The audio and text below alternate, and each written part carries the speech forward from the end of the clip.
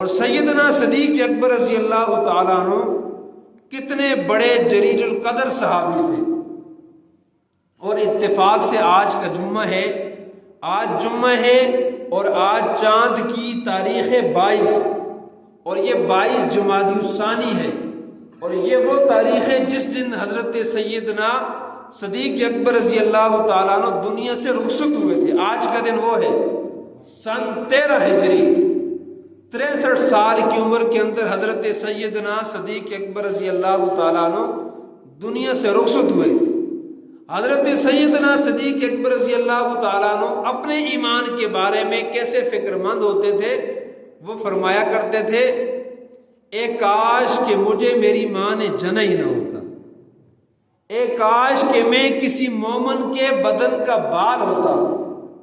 اے کاش کہ میں گھاس کا تنکا ہوتا۔ حالانکہ ان کے ایمان کی یا ان کی منزلت، ان کی قدر، ان کی شان کیا تھی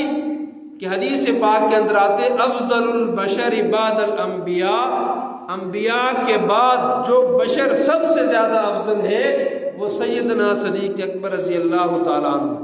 جب وہ دنیا سے جا رہے تھے تو دنیا سے جاتے ہوئے وہ کیا فرما رہے ہیں؟ حضرت علی رضی اللہ تعالیٰ عنہ کو الگ سے وصیت کی، سیدنا فاروق اعظم رضی اللہ تعالیٰ عنہ کو الگ سے بلایا، صحابہ کو بٹھایا اپنے پاس اور وصیتیں کر رہے ہیں کہ میرے بعد تم نے کیا کیا کرنا ہے۔ سارے صحابہ کو اکٹھا کیا، اب ان کا آخری وقت ہے،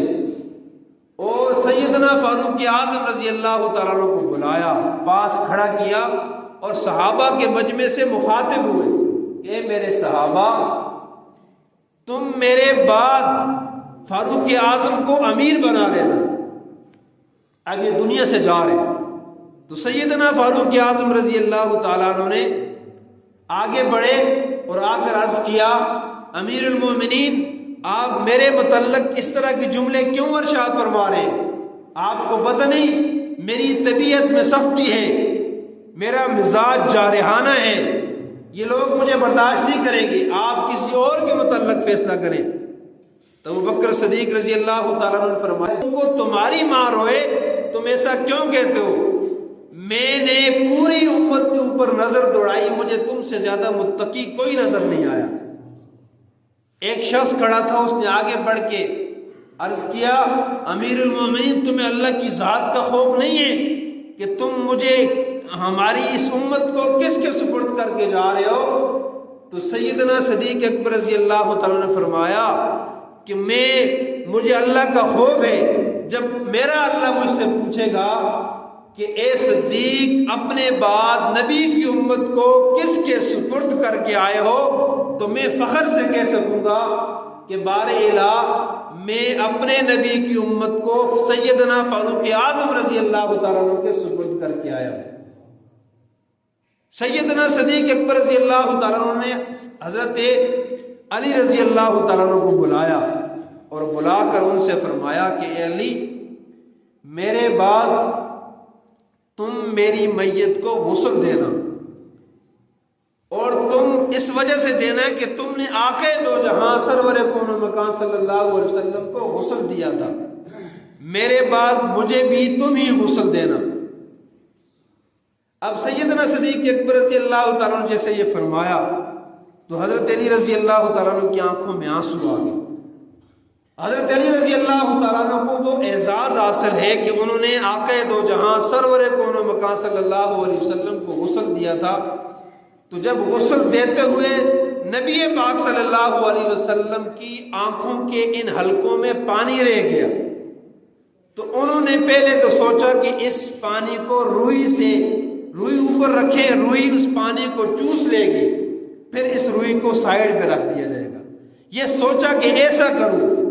پھر دل کے اندر خیال آیا کہ اے علی، پھر تمہیں کبھی زندگی میں ایسا موقع نہیں ملے گا، تم کیوں اس موقع کو ضائع کرتے ہو؟ اپنے ہونٹ قریب کرو اور اس پانی کو پی لو۔ حضرت علی رضی اللہ تعالیٰ عنہ نے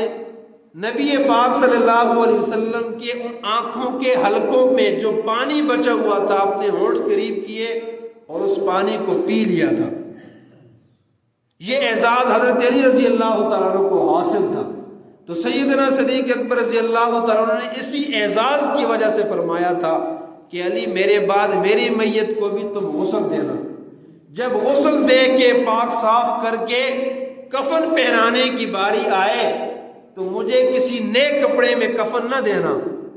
مجھے جو میرا پرانا کرتا ہے اسی میں کفن دے دینا، کہ نئے کپڑوں کے حقدار زندہ لوگ زیادہ ہیں، مرے ہوئے لوگوں کو کیا غرض کہ نیا کپڑا ہے یا پرانا بوسیدہ ہے، لہذا مجھے پرانے کرتے کے اندر کفن دے دینا، پھر میری میت کو اٹھانا اور اٹھا کر لے جا کر روضے رسول کے سامنے رکھ کے اجازت لینا، اور تمہیں کچھ ایسے آثار نظر آئیں کہ وہاں سے روضے رسول سے اجازت مل گئی ہے، کچھ ایسے آثار تم دیکھو تو پھر میری میت کو اٹھا کر وہاں دفن کر دینا، اگر اجازت کے کوئی آثار تمہیں نظر نہ آئیں پھر میری میت کو جا کے جنت البقیع میں مسلمانوں کے عام قبرستان میں دفن کر دینا۔ حضرت انس رضی اللہ تعالیٰ عنہ فرماتے ہیں کہ ایسا ہی کیا، جب حضرت ابوبکر صدیق رضی اللہ تعالیٰ عنہ کی میت کو کفن دے کے اسی کرتے کے اندر ان کی وصیت کے مطابق اٹھایا گیا، لے جا کر روضے رسول کے سامنے رکھا، اور حضرت علی رضی اللہ تعالیٰ عنہ نے بآواز بلند کہا یا رسول اللہ صلی اللہ علیہ وسلم ھذا ابا بکر، یہ ابو بکر ہے، یستأذنک، آپ سے اجازت مانگ رہے ہیں، آپ اجازت دیتے ہیں تو ان کی میت کو آپ کے پہلو میں دفن کیا جائے۔ حضرت انس رضی اللہ تعالیٰ عنہ فرماتے ہیں کہ ہم نے کیا دیکھا، ہم سارے صحابہ کھڑے تھے سب باندھ کے،